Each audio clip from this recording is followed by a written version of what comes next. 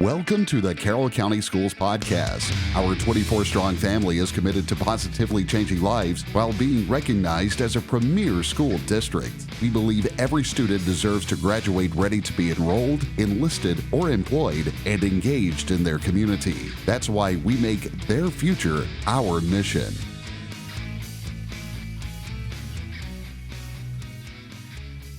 Welcome to the Carroll County Schools Podcast. I'm Ben Chambers, your host.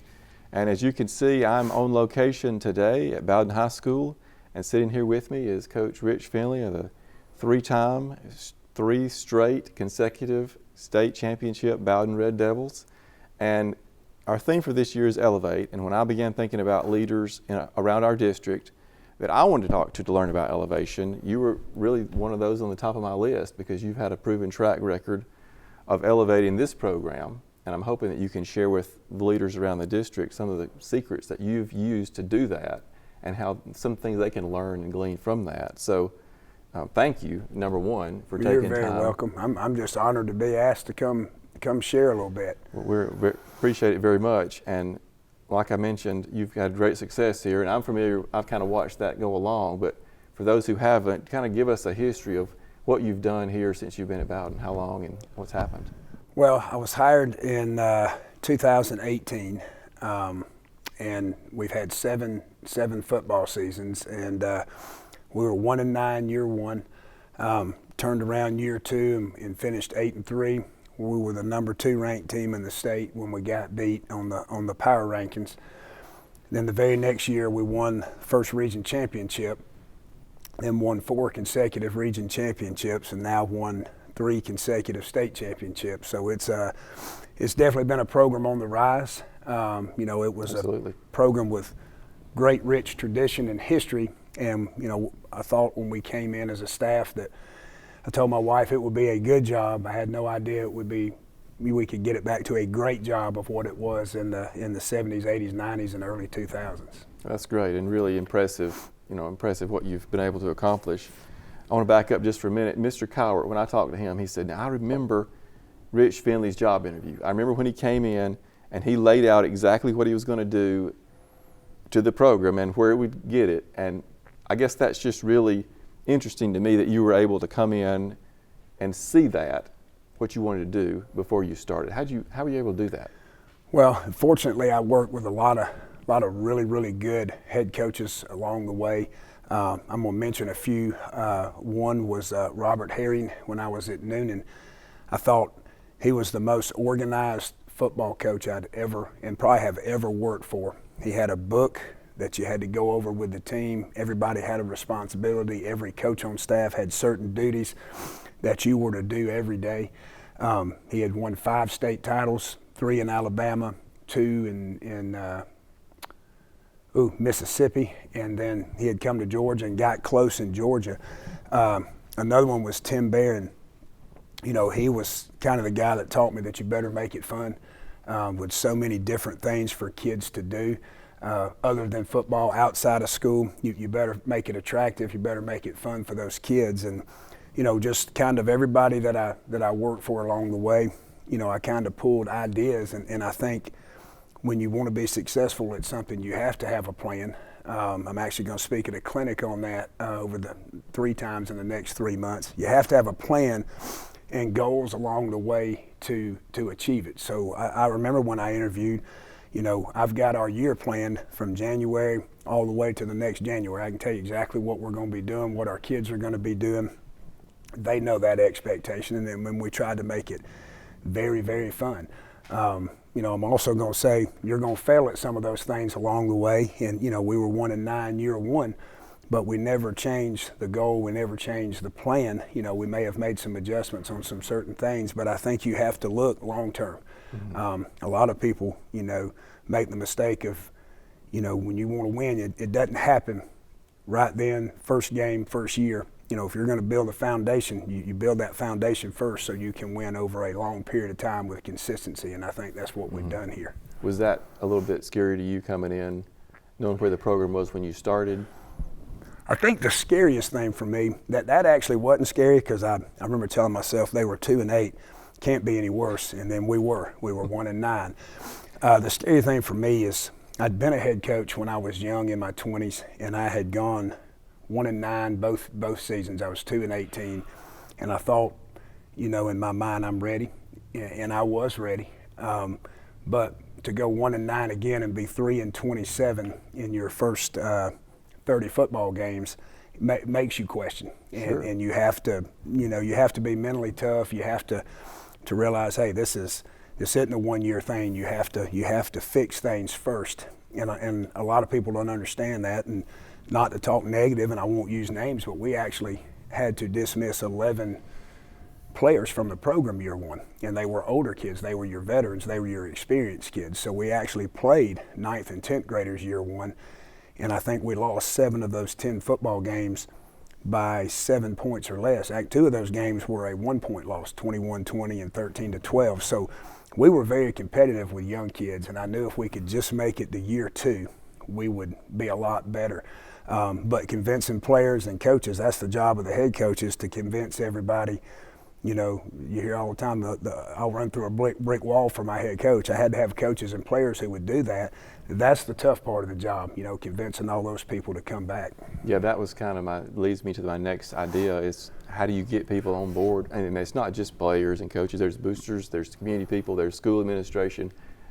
How do you think you go about putting all that together, get people to see your vision? Because you had a vision. Yes, sir. They've got to see it too. Yes, sir. We definitely had a vision, and I think that's the hardest thing. I know that, and you don't want this to come off as an ego thing, but every coach has his gift. There are guys who are very, very intelligent with the X's and O's part of football. That's probably not me. There are guys who are great scientifically, in the weight room. That's probably not me. I think I'm pretty good at both those things, but probably not the best. My God-given gift, and I knew this, back in the 90s when I got into coaching, was being able to relate to people, to kids, to adults, and to kind of win them over and them, fall in love with me as a person. You hear all the time the comparisons of leaders who rule by fear and leaders who rule with love. And when you're loved, people are going to go overboard to do things the right way for you. When you're feared, people do it out of fear, not out of love, and not doing it with everything they have. They're just doing enough, to keep you, happy with their performance. So, luckily that was my God-given gift. And so kids bought into me here, pretty easy. Coaches bought in, community bought in. Now, I don't know what would have happened if year 2 had been 1-9, but being the quick turnaround, people were bought in. Then the region championship came, and then, and then the state championships came. So I think relationships are the key. I think it's more important than what football, what weight room, how you set up all those things are important. But I think the most important thing is having kids who enjoy being around you. And I tell people all the time, we have to beat our kids with a stick to get them to leave at 3:30 and get out of the field house and leave us alone, which is a good thing. We have coaches that stay and are always trying to get better. So, that's the key, is just let people know how much you love them. You be a servant. I'm going to be here as many hours as any assistant. I'm going to be here as long as any community member. If I ask people to donate money or raise something, I'm going to be there with them raising it. So I think they have to see you invested in working, as hard as they are. But once you get that and people know and have a genuine love for what you're doing, they'll do anything that you want them to do to help this program. And I'll say about this community, if I've asked for it and can prove we need it, our community's been awesome, our administration's been awesome, and our players have been awesome. So the team of coaches that you've you've been able to kind of build your team. You mentioned your strengths. When you go about building that team, are you looking then to fill in those gaps that you think you may have? Or tell me about how you go about thinking about putting together. Yes, sir, 100%. My wife asked me the same question year one. She said, what do you look for in a coach?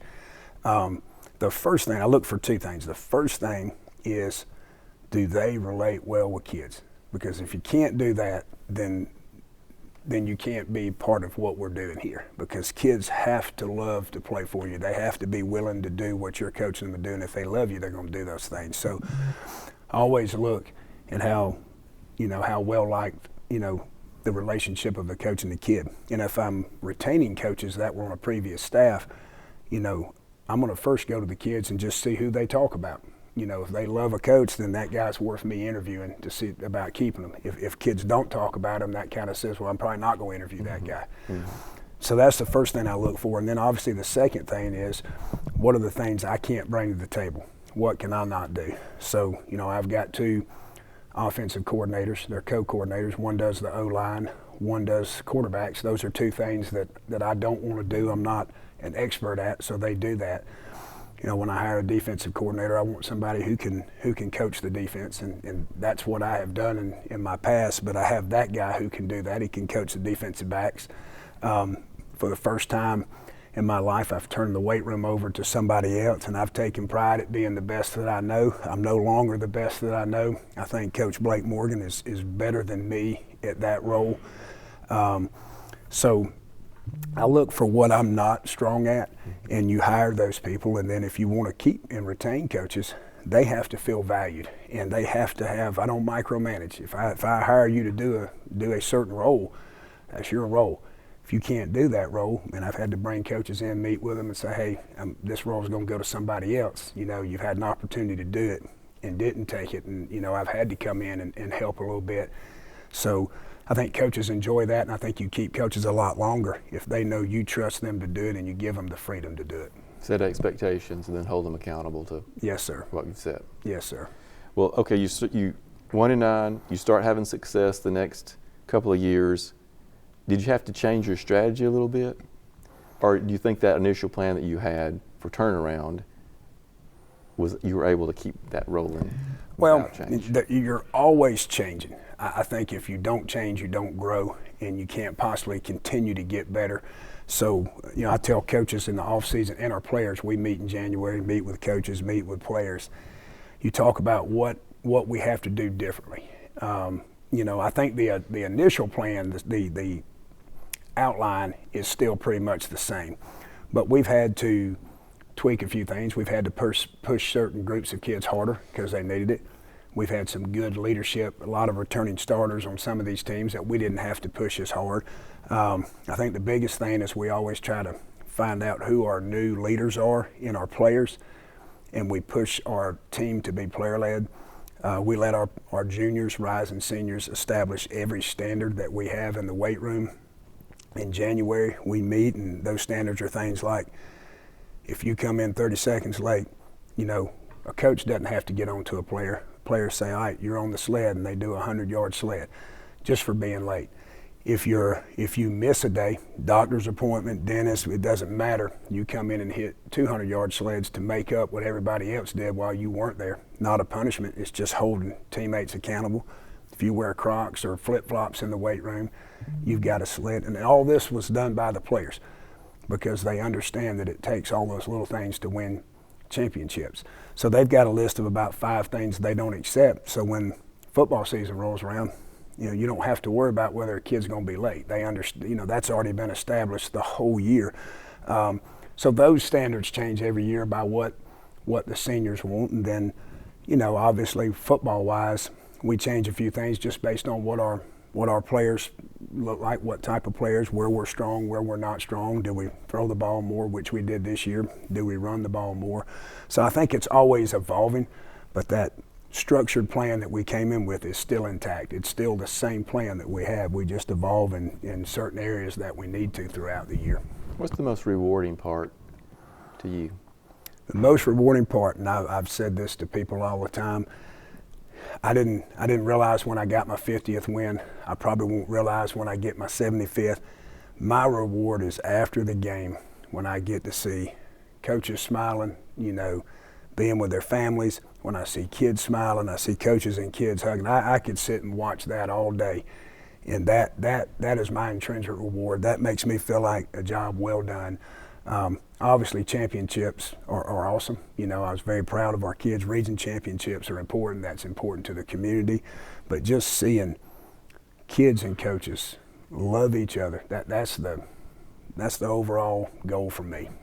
Well, I had another question about results and relationships, but I think I can hear you say that of those 2, relationships are really the number one thing that you focus on first. And that, results too, but results come because of the relationships. It doesn't work the other way around, because if you don't have the relationships, you may not have the same results. Now, you may be 8-5, you may be 6-4, you may be successful, but you're not being successful at the biggest level you can be. And at the end of the day, these championships are important, but 15 years from now, kid's gonna know he's a champion, but he's gonna remember you more because of the relationship he had with you. He's gonna be a great daddy or a great employee or a great husband because of the things that he learned inside the walls of this program. Things about accountability, being on time, being dressed a certain way, being there for your teammates, holding other people accountable. Those are all things you're going to do the rest of your life. Winning a championship you get to do once if you're lucky in your lifetime. Us, we've been, what we've done is just, totally insane. It just doesn't happen, and we've been a part of it, and it's been awesome. And when I retire, I'll look back on it and be very, very proud of it. But right now, my mindset is, what have we got to do now to have a chance to go do it again next year?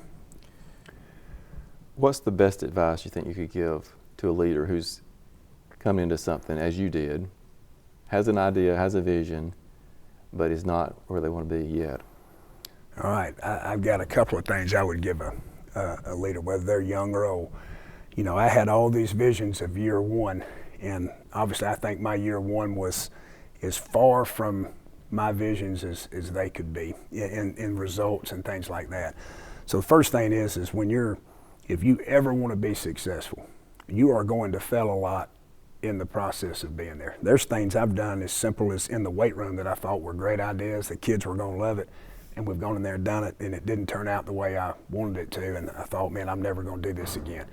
And it's the same thing with a practice schedule. Sometimes you may have something that you plan for that day and you think you're going to rep it and get the most out of it, and you do it, and you go in there and meet after practice. Man, that didn't go the way I thought it should go. So you're going to fail, and if you don't fail, you're never going to figure out the right path to get somewhere. So don't be afraid of failure. And then the next thing is if you're confident in what you're doing, you're confident in your plan, don't listen to outside noise, because I think that's the biggest thing that I had to deal with kids, players, coaches, and even community members when I came in here, was the outside noise of people who had zero investment into the results or into the relationships of the program. They were the loudest voices. It wasn't the people who rolled up their sleeves and put their heart and soul, and it's that way in every football program. Absolutely. There are people destroying Georgia, people destroying Notre Dame, people destroying Ohio State, and they won it. There are always outside voices, not in the inner circle, and those tend to be the loudest voices, but they have the smallest investment in what you're doing, and you have to block all those out. And in my career, I've had this phrase where I've learned to remember who I work for, really, because a lot of people will think they're your boss. Yes. But you have to remember who is really the boss. Yes, sir. So last, what's the next big thing on your list? I mean, I know you've got a vision and what you want to do. And yeah, that doesn't die with No, success. for us is it's always when we meet in January is to be the best team that we're capable of being. Whether that's a second round exit, whether that's being back in the title game and losing it, being back in there and winning it, or are we going to have to scrap claw just to make the playoffs? We want to be the best football team that we can be with the talent we have. And then, you want to end the year being better at your relationships with your position players in your team as you were the year before. And I think the first thing I met with our staff about and talked about was how can we make this more of a player-led team. We were kind of a half and half coach-led team at times last year. We were very coach-led at the beginning of the year, and we evolved throughout the year. We want to be ahead of the game. So you're always thinking of what can we do better. How can we get more 8th graders involved? And we have our biggest 8th grade class since we've been here. We've got 27 of them coming up. How can we be better connected with our rec department, our middle school program? So, after the first 5 years, we started practicing our middle school with us last year. And we think that's going to kind of bridge a little bit there. So you're always thinking of better ways. I have heard this phrase, and I know everybody's like, well, why are you scared to keep doing what you're doing? But if you keep doing what you're doing, you get the same results. But I don't feel that way in anything. I think that's a false statement that people make. I think if you continue to do what you've done, even if you've been successful, there are people who are behind you chasing what you're doing, who are going above and beyond to do things you're not doing to catch you. Mm-hmm. Those are the people I'm scared of. You know, once you get, everybody talks about how hard it is to get to the top of the mountain. It's not near as hard as staying there. So that's been the hardest thing the last 2 years, and it'll be hard to stay there this year because every team's going to give you their best game. I can't tell you how many times after a game, Coach, we thought y'all were going to beat them by 35. Well, not when they play their best game. You're not. And we had that probably in all 10 ball games this year. So, you know, for us, is we can't afford to do the same things to get the same results because they won't be the same next year. Not with everybody trying to catch you and do what you're doing and find more creative ways to do better at what you're doing. So that's where we're at right now. And I would guess that you're having to keep that same hunger in your team that gets you to the top, even though you've already been there. Yes, sir. There's some complacency sometimes. I thought we were as complacent as we've ever been last year at this time in our off-season program. I think that we are leaps and bounds ahead this year. I do think our kids are hungry. You know, we graduated 12 seniors, so those guys are gone. We have some guys that did not play a lot last year who are fighting to be on the field. So I think our kids know with what we're having to go through and play against in those rounds 3, 4, and 5 that there's going to be somebody good enough to beat you, and if you don't outwork them, you won't beat them when you meet them. Well, Coach, thank you so much for just taking some time to talk through leadership and what it takes to elevate this program, and I think there's a lot of things that can translate back to other leaders in other places. So thank you very much for being with us, and thank you so much for joining us here on the Carroll County Schools Podcast. Well, thank you for having me, and I've certainly enjoyed it. Thank you.